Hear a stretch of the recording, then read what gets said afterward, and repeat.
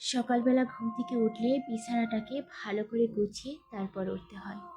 এটা যেন নৈমিত্তিক কাজ। এলোমেলো করে কাপড় চোপড় রাখা হয় না কোথাও, গুছিয়ে রাখতে হয়। গোছলে গেলেও শরীরটাকে ভালো করে পরিষ্কার করে আসতে হয়।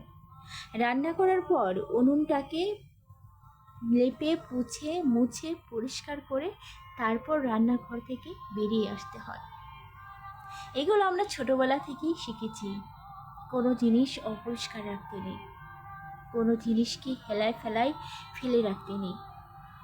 এই যে তুমি আমাকে হেলা ফেলা করে ফেলে রেখেছ, তোমাকে ফোন বা মেসেজ করে আমি কোনো রিপ্লাই পাই না। তোমার কাছে আমি একটা বোঝা হয়ে দাঁড়িয়েছি।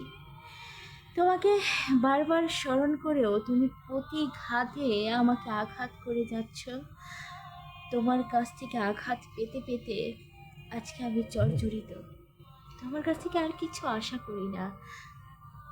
আসলে মানুষের জীবনটাই এমন, যাকে চায় তার কাছ থেকে আঘাতগুলো মানুষ সহ্য করতে পারে না। এই যে তুমি আমাকে অবহেলা করছো, আমাকে দূরে সরিয়ে দিচ্ছ, এগুলো কিন্তু আমি বুঝতে পারছি।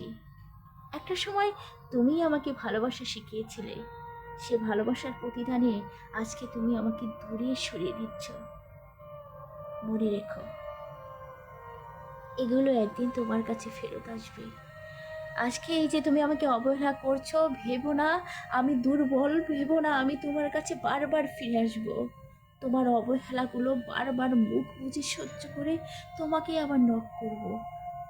এমনটি ভেবো না, এমনটি ভাবার কোনো কারণ নেই। আমি সবল হতে জানি।